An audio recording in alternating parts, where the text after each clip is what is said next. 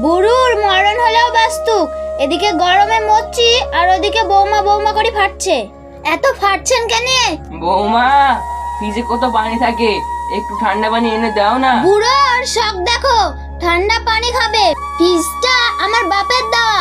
বৌমা, শুভ বাড়িতে নাই? ফ্রিজে তরমুজ শেষ হয়ে গেছে, বাজারে তরমুজ আনতে গিয়েছে। আপনার ছেলে আবার ঠান্ডা ছাড়া খেতে পারে না।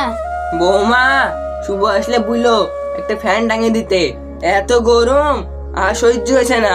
কারেন্টের বিল কে দিবে শুনি?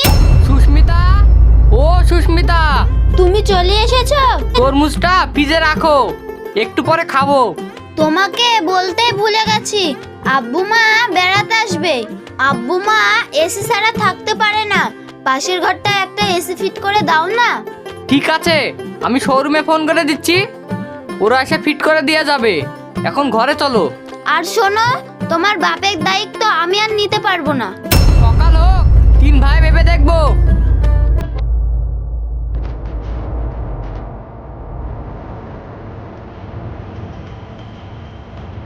কিরে, তোরা কেউ কিছু বলছিস না? মুখ বুজে দাঁড়িয়ে আছি। আমি কিন্তু আব্বার দায়িত্ব নিতে পারবো না। আমিও আব্বার দায়িত্ব নিতে পারবো না। তোরা বউ পেয়ে আব্বা কথা ভুলে গেলি? এত কিছু করার পরেও আব্বা বোনকে সব জমি লিখে দিয়েছে। আব্বা তো ভালো কাজই করেছে, বোনের স্বামী মারা গেছে, তাই তো বোনদের জমি লিখে দিয়েছে, এতে দোষের কি আছে? তাহলে দায়িত্বটা তুই নে। আমার ব্যবসার অবস্থা খারাপ, আমি দায়িত্ব নিতে পারবো না। তাহলে এক কাজ কর, বৃদ্ধাশ্রমে রেখে আয়। তাই কর, বাড়িতে হেগে মুইতে পাকাছে, গন্ধ জেলা থাকতে পারছি নি গো। সাবুল, তুই যা, ভ্যান ডেকে লে আয়।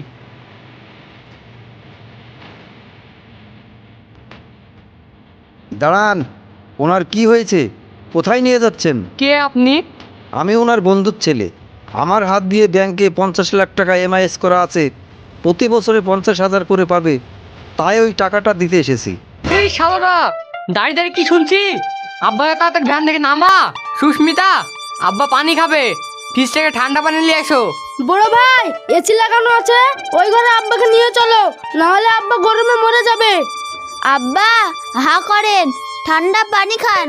ওগো, বাজার থেকে গ্লুকোজ নিয়ে আসো, সকালে বিকালে আব্বাকে খাওয়াবো। এই তোরা শোন, আমি বাড়ির বড় ছেলে, আব্বা আমার কাছে থাকবে। না না, আব্বা আমার কাছে থাকবে। আব্বা আমার কাছে থাকবে। থামুন, আমি না আসলে এতক্ষণ হয়তো বৃদ্ধাশ্রমে নিয়ে চলে যেতেন। যাহাই টাকা দেখেছেন কার কাছে থাকবে তাই নিয়ে ঝামেলা করছেন। আপনারা ছিলেন এসি ঘরে, আর আপনাদের বাবা ছিল গোয়াল ঘরে। পিপাসার জ্বালায় ছটফট করেছে, তবুও এক গ্লাস ঠান্ডা পানি জোটেনি।